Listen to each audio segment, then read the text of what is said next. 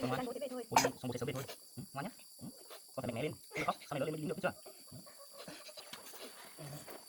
Bố đi bố giữ gìn sức khỏe nhá. Vâng, bố biết rồi. Con ở nhà cũng phải giữ gìn sức khỏe. Đừng ra nắng.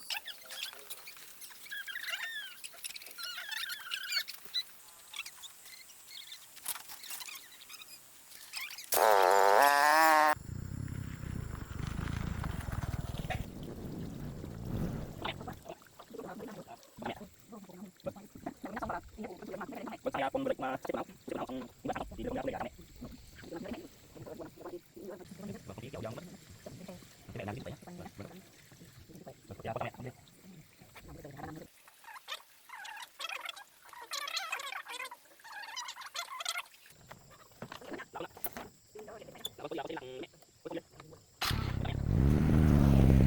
Không chỉnh về lại chưa được nghỉ, nó lại đi tiếp tục đi nghĩa vụ rồi. Khổ thân con trai mình, khổ lắm, buồn thật đấy.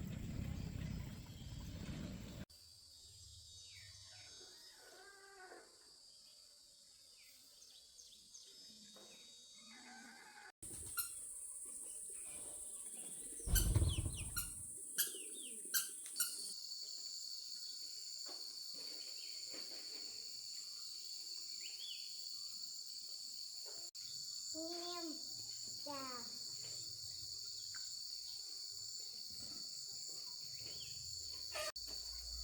Ôi, nhìn anh Bon mặc quần áo của bố kìa.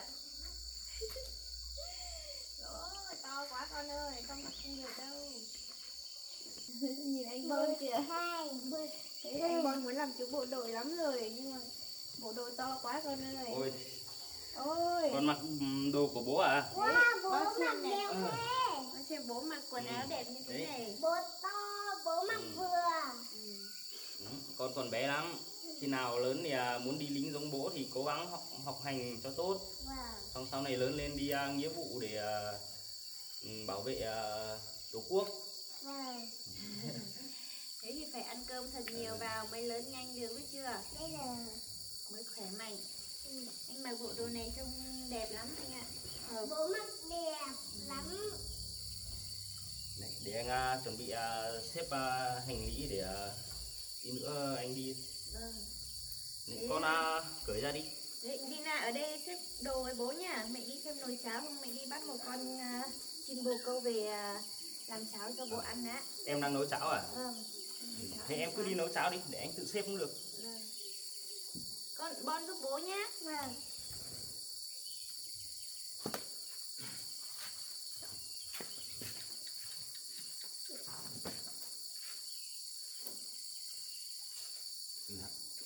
Thử quay cho này. Mai con lớn lên con biết đi đi với bố với chú bộ đội. Đợt này bố đi chắc là hơi lâu đấy. Con ở nhà với mẹ thì ngoan ngoãn nghe lời mẹ nhá. Đợt này những chiến sĩ khác đi được lâu năm rồi, bây giờ họ xuất ngũ cho nên là bố phải đi thay họ.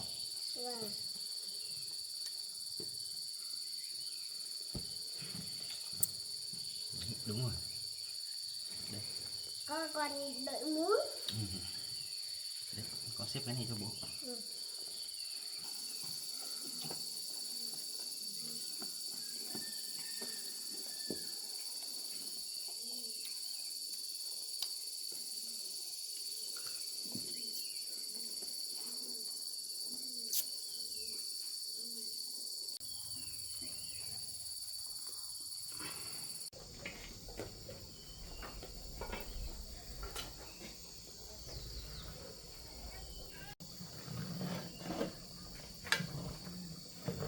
Được rồi đấy.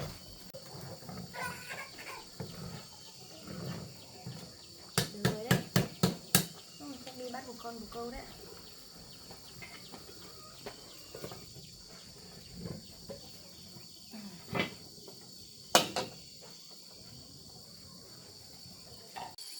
Lina không nghịch nhá.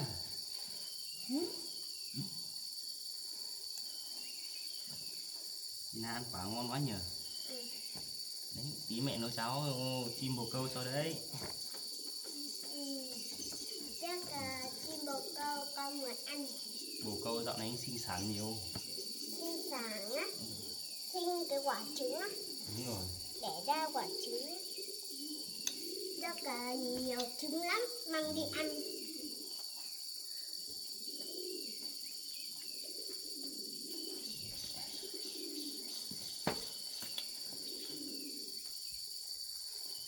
Dạo này hôm nay bố đeo lắm rồi. Bố ơi, mai tối con lớn thì bố cho con đi lính cùng với nhá.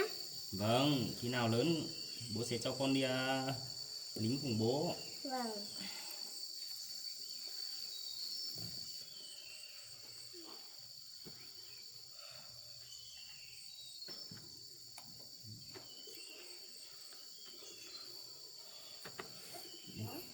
Để bố xem nào.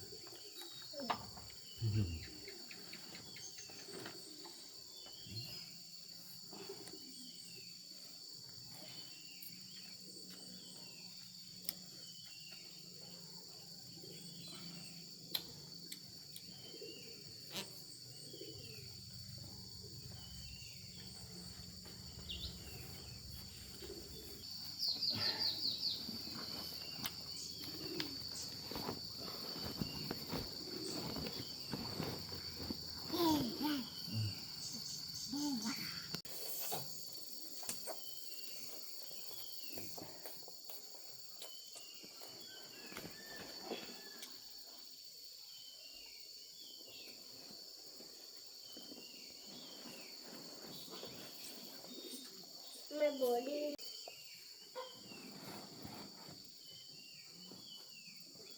Hết rồi bố ơi. Mai khi buổi tối cho con, khi con lớn lên bố cho con đi cùng với nhá. Rồi. Đấy. Rồi, cả mũ nữa. Vâng.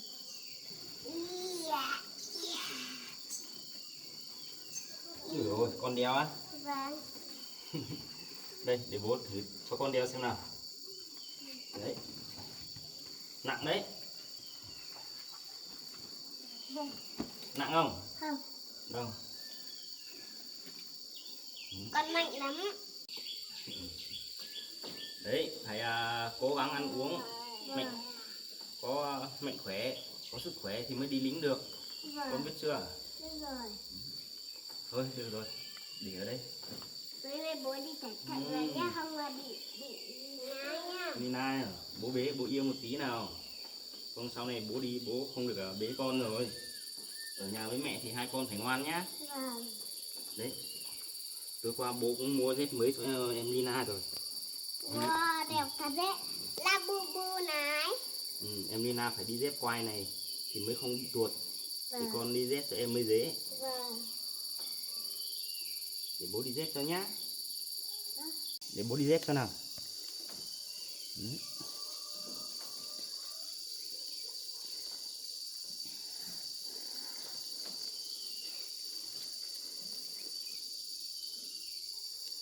Đấy, đi ra ngoài thì chịu khó đi dép vào cho em nhé. Vâng. Không em sợ bị gai chọc chân đấy. Vâng. Phải đi dép khoai thì mới không bị tuột. Vâng. Bố ơi, lúc thì con đang đeo dép, Nina không chịu đeo dép. Xong Nina đi trên đất. Đúng à. Rồi, đi nào. Ra để bố đu cho nhá. Bày ăn quá, bác wow. Con thôi. Chim bò cao. Đấy, mẹ lấy con chim này về nấu cháo cho mình ăn nhá.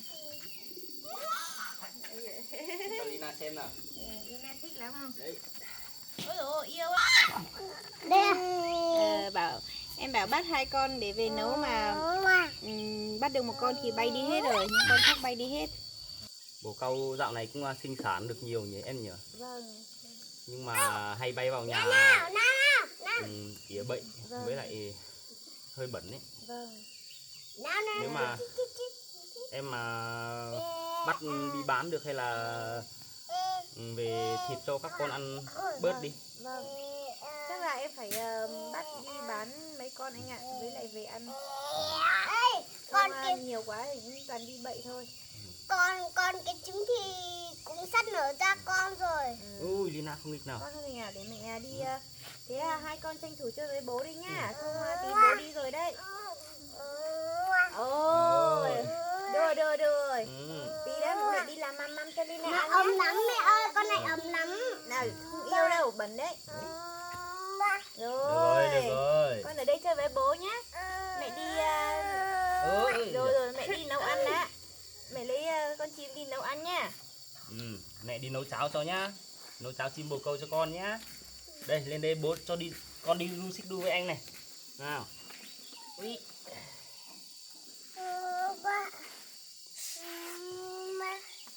Đấy.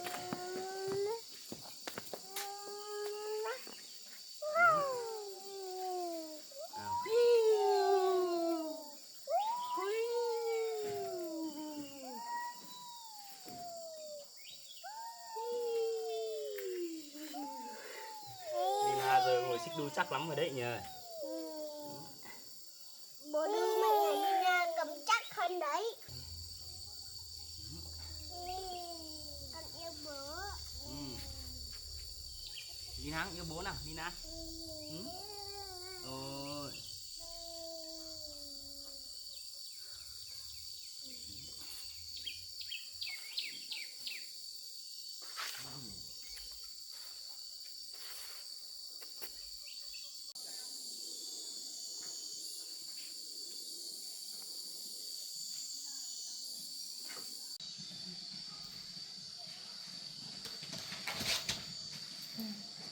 Ba bố con chơi vui thế. Vâng. Tranh thủ chơi với bố đi. Lát bố đi rồi, không biết lúc nào mới được về nha.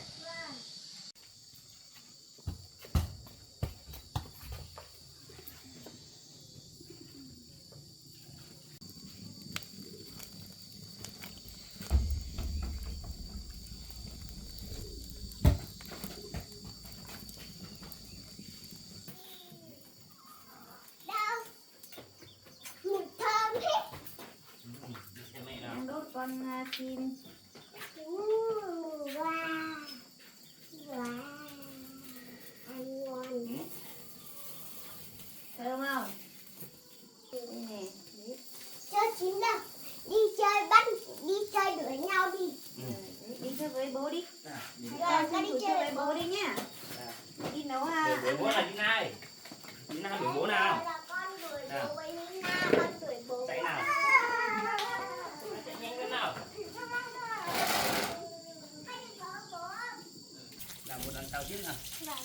Đấy Lina cầm áo của anh đi đấy. Đâu.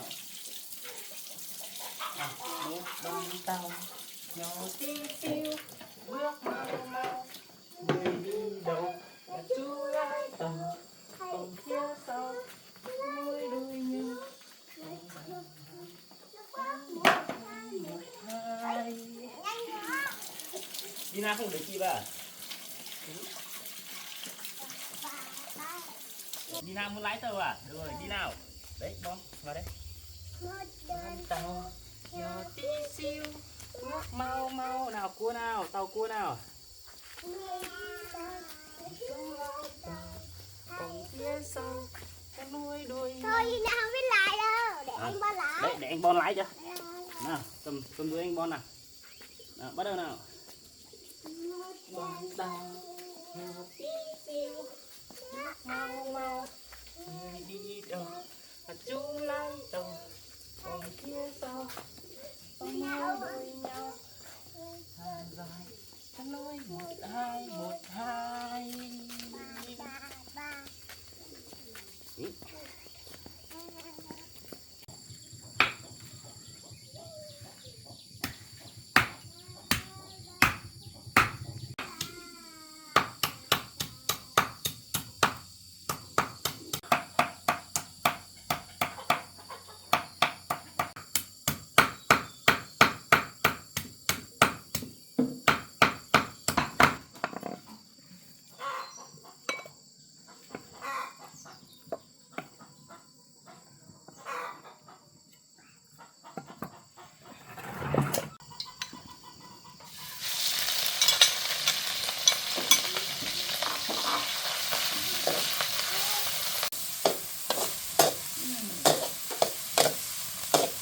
Nhìn bé bé mà băm xay được nhiều ấy.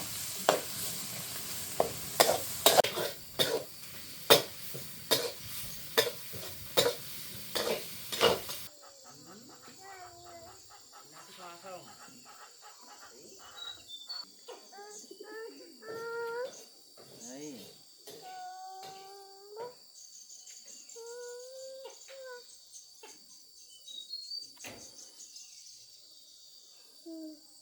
Bộ hoa này đẹp này. Đấy. Này, hai lên đầu của Lina nhé. Đấy, xinh lắm. Ừ.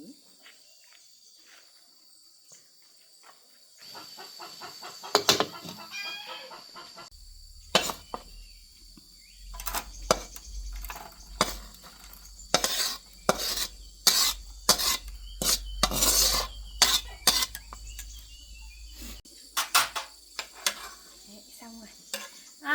Ba bố con về rửa chân tay xong ăn cơm nhá, ăn cháo nhá. Xong rồi đây. Vâng.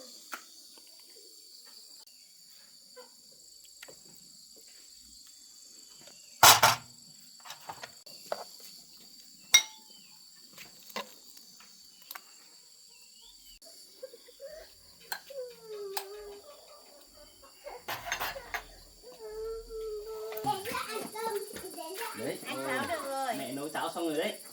Đi rửa Thế bố tay con chân, mình ăn đi cơm rửa tay xong ra ăn cháo nhá. Vâng, đi thôi. Mẹ nấu Đấy, cháo xong bồ câu rồi. ngon lắm đấy. Cháo bồ câu hôm nay ngon lắm đấy, vừa ngon vừa bổ. Rửa chân tay nào. Nhanh lên về ăn nhá.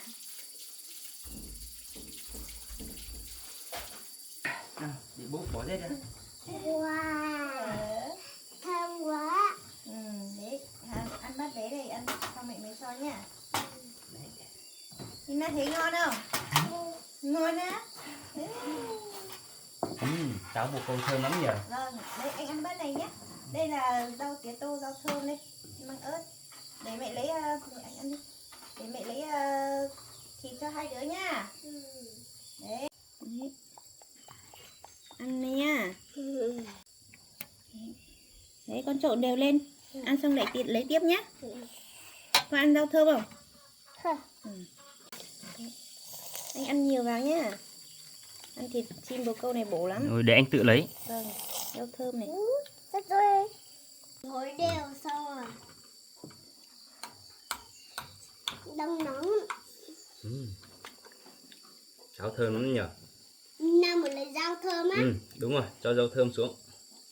Để bố bón cho Lina xem nào. Nào, Lina. Đã lấy Lina muốn ăn rau thơm. Nào. Đây con ăn đi. Ờ, Muốn tự xúc ăn á. Đây. Thế con tự xúc ăn nhá. muốn ăn lấy rau thơm á. Được rồi, con lấy rau thơm ít thôi, tí không ăn được đấy. Rồi. Khuấy đều lên nhá. Con hối rồi.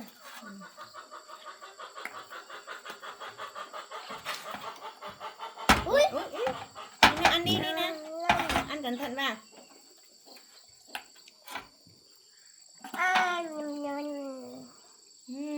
Ăn cái gì đấy để thìa múc kè. Ngon lắm. Đấy, cầm thìa múc ăn đi. Bố có ăn đi.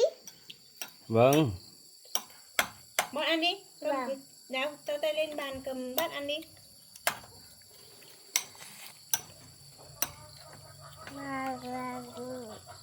Ăn miếng to là xem nào.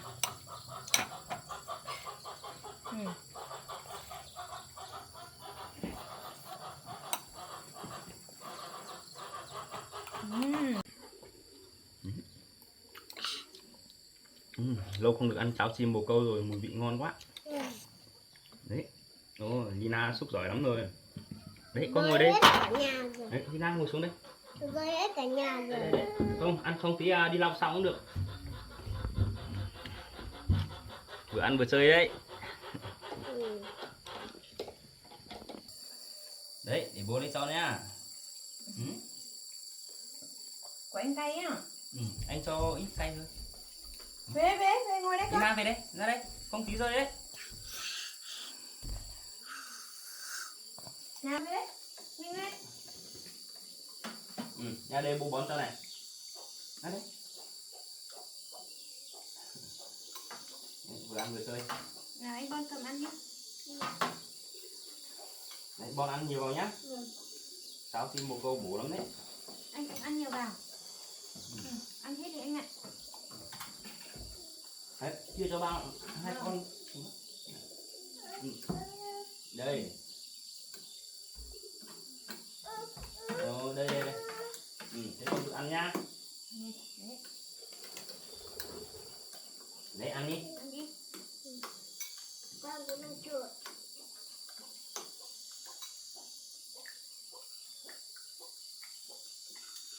Ăn đi, ăn đi.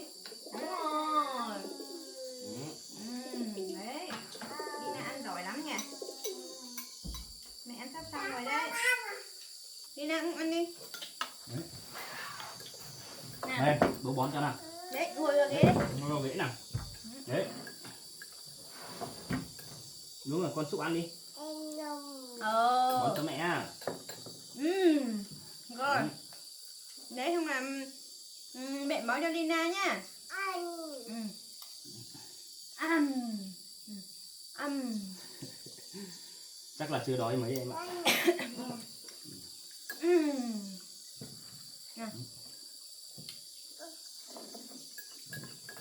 Không lên bàn đâu con, ngồi dưới này thôi. Không lên bàn đâu. Nina chưa đói thì để tí nữa hâm lại. Khi nào con đói thì cho con ăn. Thế rồi anh ạ. Chắc mới sáng ra chưa đói. Chưa muốn ăn. Để bát của Lina tí, con ăn cho Lina ăn sau. Nào, bỏ chân xuống nào. Lina phải nghe lời nhá, không là hư nhá. Không hư bố không yêu nhá. Anh Bon ăn xong rồi. Đấy anh Bon ăn hết rồi nên nè. Con ăn đi, con cũng Anh ăn. cũng ăn xong rồi đấy. Đấy, con ăn đi. Không ăn à? Không ăn thì thôi tí nữa bón cho ăn sau. Đấy, anh Bon ăn xong rồi kìa. Mẹ anh ăn hết rồi đây này. Ngon quá ạ. Bố còn xin nghe. Đấy, thế ngồi ra mẹ bón nhá. Nè, ra đây mẹ bón là cho bố ăn nè. Của bố. Nào đấy. Nào Lina ăn nào.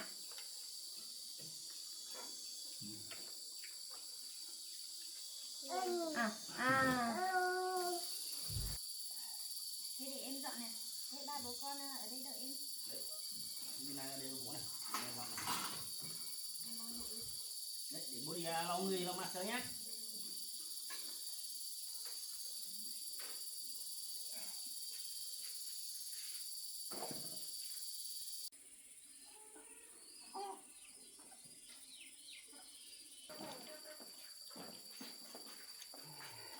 Na đi chơi.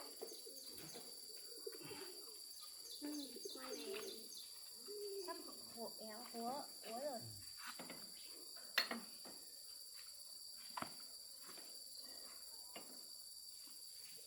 Đấy sắp đi rồi đấy.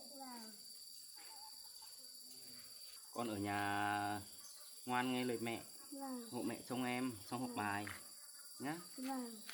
Bố đi đợt này chắc cũng đi khá là lâu đấy. Khi nào ra đến đơn vị thì anh sẽ gọi điện lại cho ba mẹ con. Anh đi anh nhớ giữ gìn sức khỏe, có gì thì gọi điện về cho ba mẹ con em với nhé. Bữa nay bố đi cẩn thận nha. Vâng. Đấy, em ở nhà với con cố gắng nhé. Vâng, không sao đâu, anh cứ yên tâm đi. Anh đi một thời gian rồi anh sẽ về thôi. Bởi vì đợt này được sốt ngủ nhiều nên anh phải đi bọn anh phải đi vào để bù vào đấy.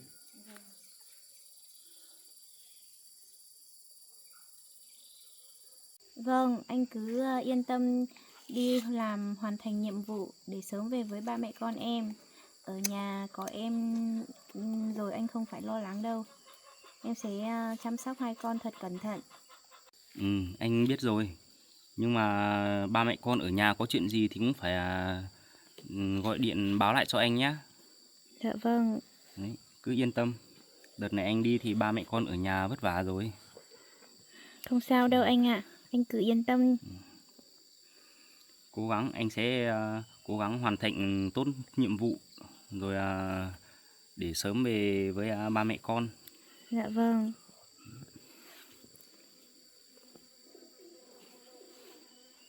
Lina ở nhà với mẹ ngoan nhé.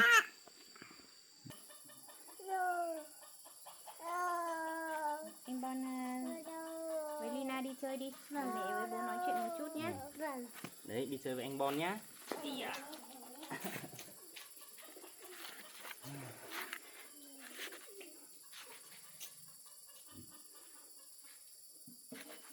Đợt này ở nhà với các con em phải cố gắng nhé.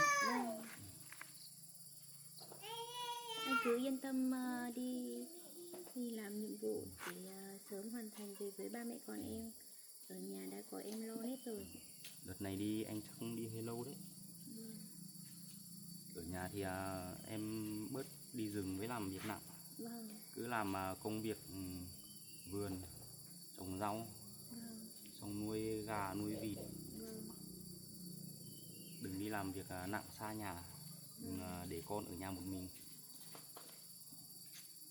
Hàng tháng nếu mà anh nhận được phụ cấp thì anh sẽ gửi đường bưu điện về cho em cùng các con.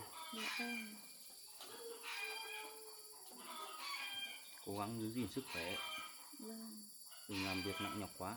Không em mà ốm thì các con không biết dựa vào ai đâu. Anh cũng phải giữ gìn sức khỏe, đừng để bản thân bị ốm khi đang làm nhiệm vụ anh nhé. Ở trong đấy cũng có các y bác sĩ chăm sóc hết rồi, nên em cũng không cần phải lo.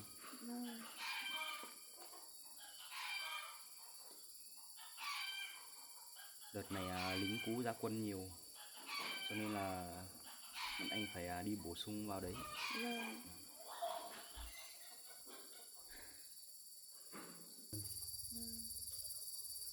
Anh cứ yên tâm đi chăm sóc tốt bản thân anh là được rồi ở nhà. Em sợ có nguy hiểm gì thôi anh ạ. Không sao đâu, anh chỉ đi nghĩa vụ thôi, đi tập luyện thôi. Không có nguy hiểm gì đâu. Anh cũng phải hết sức cẩn thận, đừng để bản thân bị ốm bị thương. Được rồi, em yên tâm, anh biết rồi.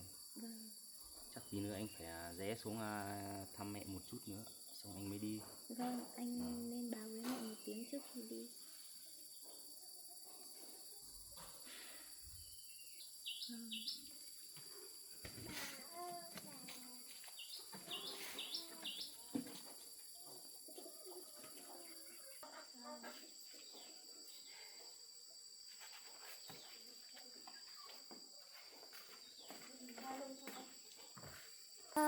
Anh đi giày vào đi.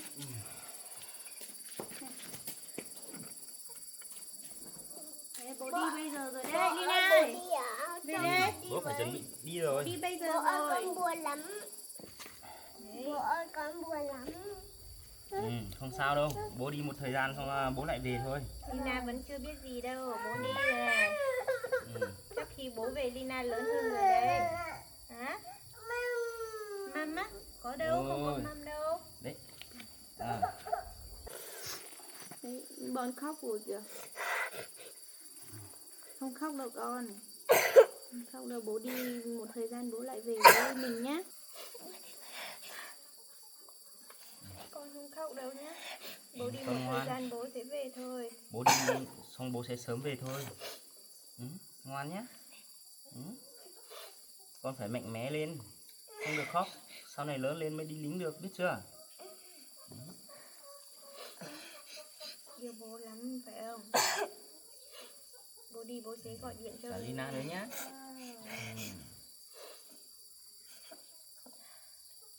Thôi em đừng buồn.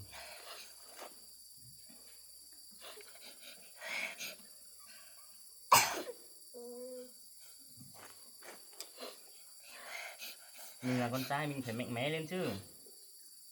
Bố đi một thời gian xong bố lại về với các con thôi. Con không khóc nữa. Bố yêu. Được, bố ôm cái nào. Đứng dậy nào.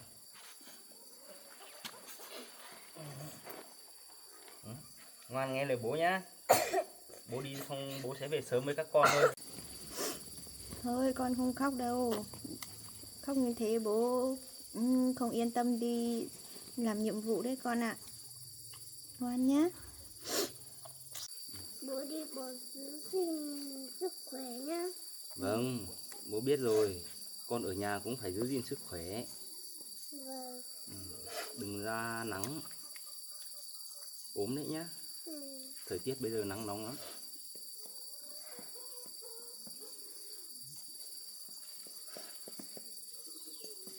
Ở nhà nghe lời mẹ, hộ mẹ trông em nhé. Vâng. Anh cứ yên tâm đi, cô Bon cũng lớn cũng biết hộ em nhiều việc rồi. Thôi bố phải đi đây. Vâng. Alo của anh đây.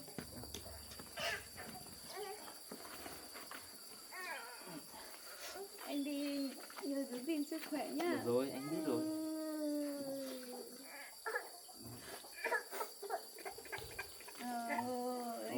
Không sao đâu con. Bố sắp đi à hả?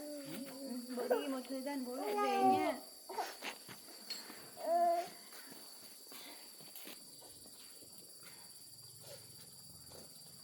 Để con xuống đi. Sẽ không ăn đâu, con ăn đi. Con ra đây để bố đi nào, để bố đi nào. Anh đi đường cẩn thận nhá. Rồi, ba mẹ con vào nhà đi. Rồi, bye bye, anh đi đây.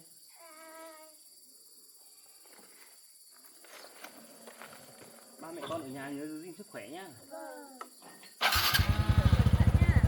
Đến nơi thì nhớ gọi cho ba mẹ con em với. Khi nào đến đơn vị.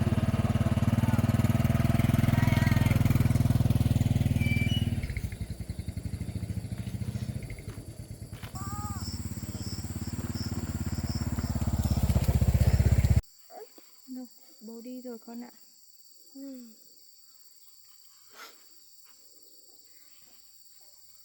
Mẹ con mình vào nhà đi.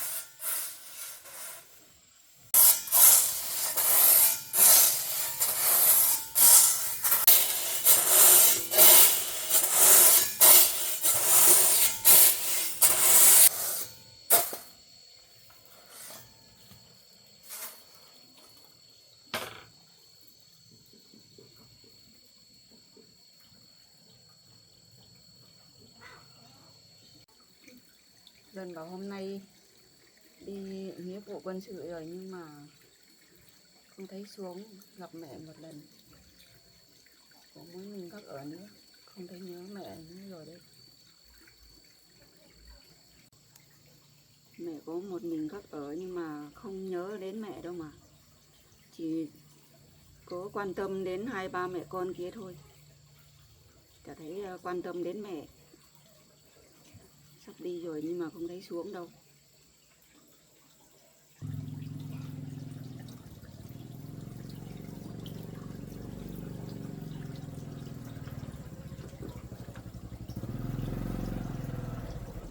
Con chào mẹ. Con à? Dạ, vâng ạ. Không thấy xuống tưởng là không nhớ đến mẹ rồi.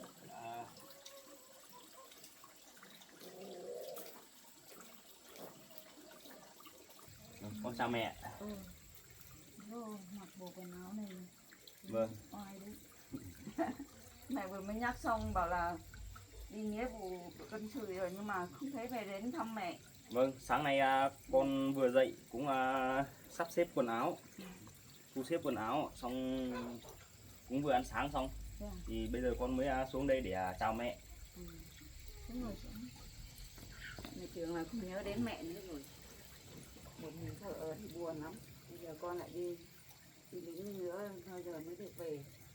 Mẹ cứ yên tâm, đợt này con đi tập huấn thì chắc sẽ không lâu như đợt trước đâu. Thế khoảng bao nhiêu lâu thì mới được về, còn mới được về? Nếu mà nhanh thì khoảng 1 năm, còn chậm thì có thể là 2 đến 3 năm mẹ ạ. Nhưng mà trong thời gian ở trong đấy thì con cũng sẽ có ngày nghỉ, thì cũng có thể những ngày nghỉ đấy con sẽ quay về thăm gia đình và thăm mẹ. Nào được nghỉ thì con về thăm gia đình cũng được.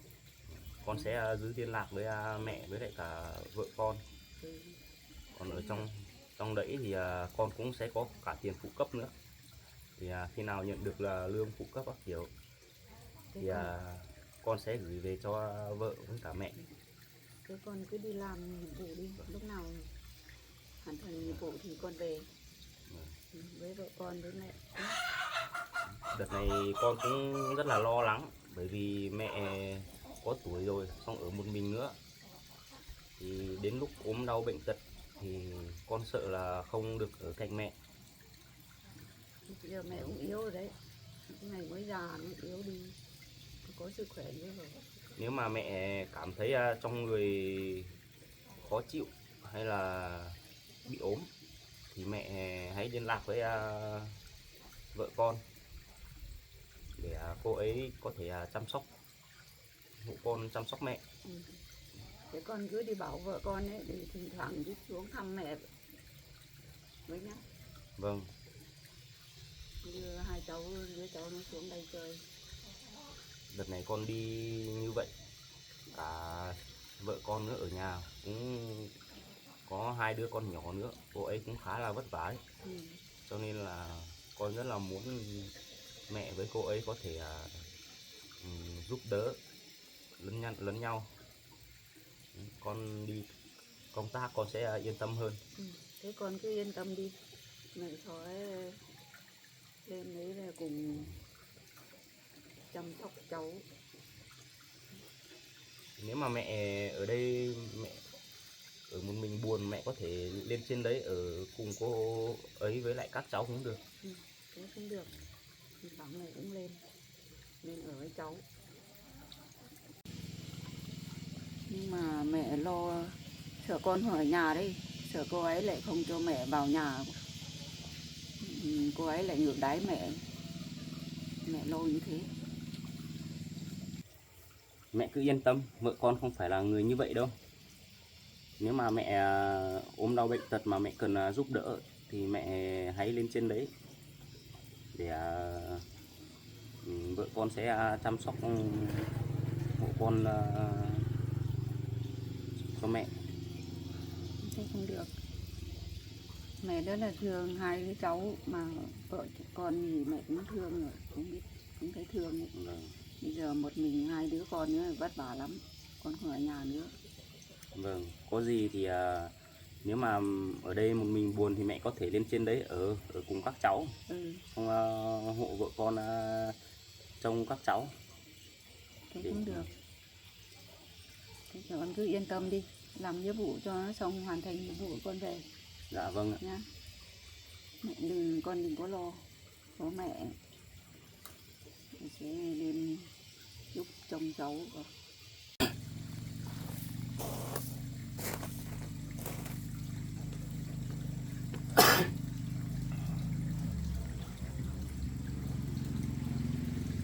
Đấy, mẹ ở nhà thì giữ gìn sức khỏe nhá mẹ nhá. Mẹ với vợ con là 2 người phụ nữ mà con cảm thấy lo lắng nhất đấy trước khi đi ấy. Nhưng mà con đi cũng phải giữ gìn sức khỏe nhá, nhớ ăn uống đầy đủ không? Dạ vâng, ở trong quân đội thì cũng có chế độ ăn đầy đủ hết mẹ ạ, nên mẹ không phải lo đâu. Ở quân đội nó nghiêm khắc lắm đấy con. Vâng. Theo kỹ thuật người ta. Dạ vâng. Tôi cũng muộn rồi. Thế Con xin phép con đi đấy. Thế con đi nhá. Vâng, không tí kiểu đi muộn mất. Chậm lên xe. Thế mẹ ở nhà giữ gìn sức khỏe nhé. Thế con đi nhá. Vâng. Cố gắng giữ gìn sức khỏe. Vâng, thế con chào mẹ, con đi đây. Thế nào mới được về, phải 2-3 năm mới được về mà.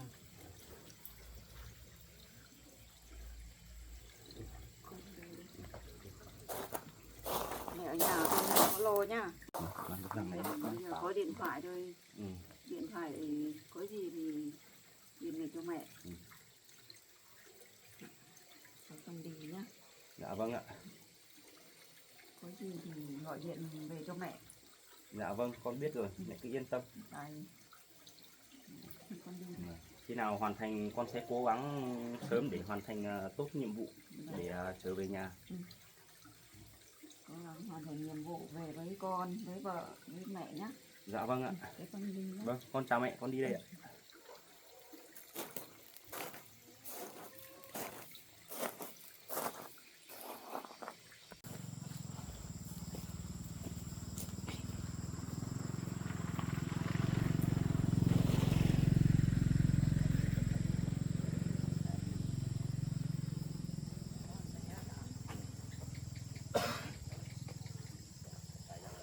Rằng cái xe máy đấy.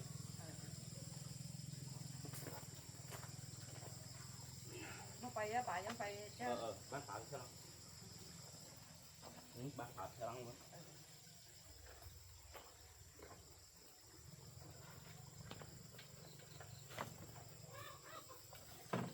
Con đi cẩn thận nhá. Dạ vâng ạ. Đi nhớ điện về cho mẹ nhá. Dạ vâng, có gì con sẽ liên lạc với mẹ. Ơi, con đi đây. Mẹ mình buồn lắm. Con chào mẹ ạ.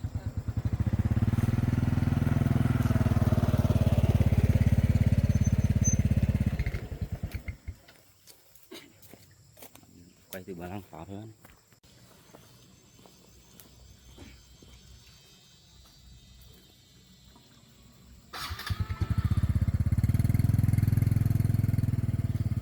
Mới nghỉ công trình về lại chưa được nghỉ, nó lại đi tiếp tục đi nghĩa vụ rồi. Khổ thân con trai mình, khổ lắm, buồn thật đấy.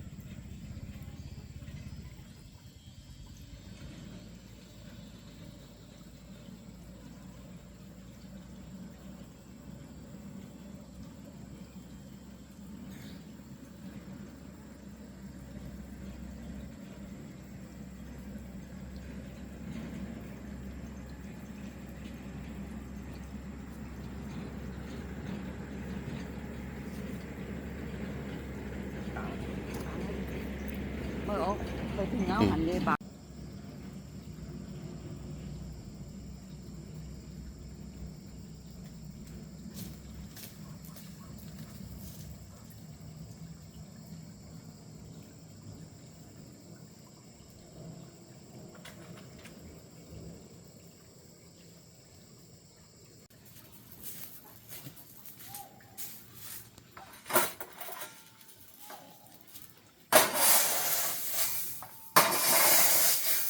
Đấy, từ từ tao chỉ bạn em.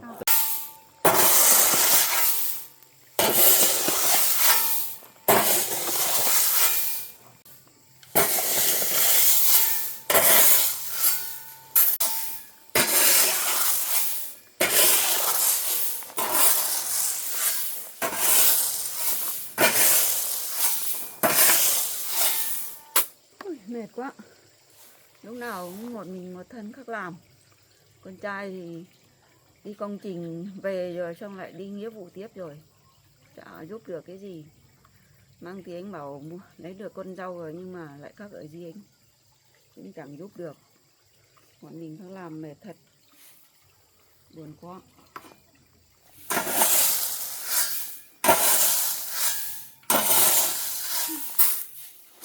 Chả. Số bảo không biết.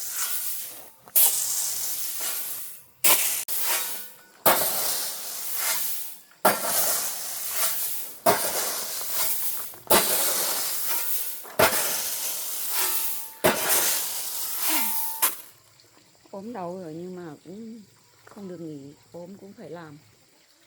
Cũng lâu lắm rồi. Mẹ con nó cũng chẳng xuống thăm mình bao giờ. Nhớ Lina lắm nhưng mà không lên được. Nhưng mà mẹ nó cũng chẳng mang nó xuống chơi, thăm bà. Chẳng biết thế nào, chắc nó cũng không quan tâm đến mình rồi. Khổ lắm. Vì con trai không ở nhà nữa thì nó không quan tâm đến mình rồi. Đấy.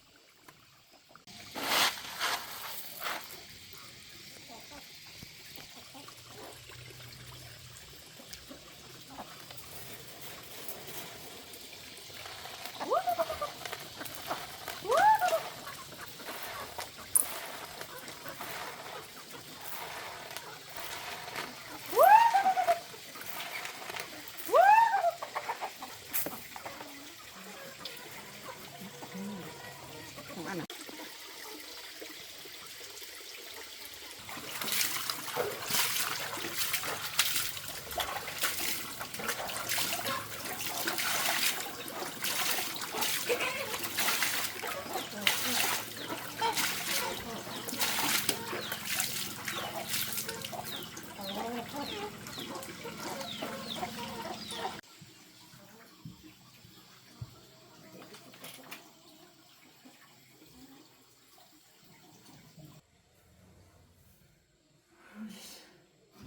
Mệt quá. Mưa cả.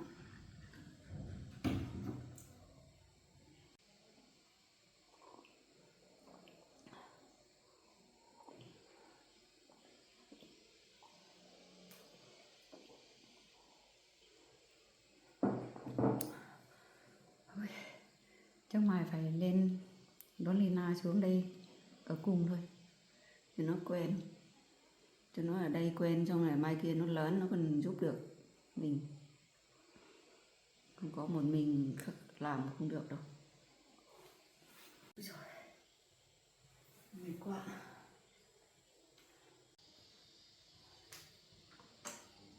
Ôi, mệt quá, nghỉ ngơi một tí đó, nằm nghỉ một tí đó. Mệt quá.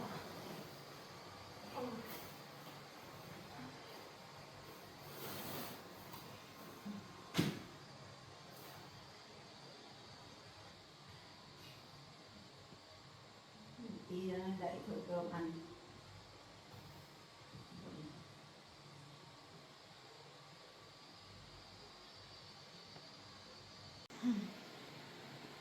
Đang nghe tầm tuổi này là được nghỉ, không phải làm rồi, có con có cháu làm cho rồi. Tại cái số phận mình lấy được con dâu nó không được tốt lắm, cho nên mới thế. Các ở riêng khổ thật, số mình sao mà khổ vất vả như thế.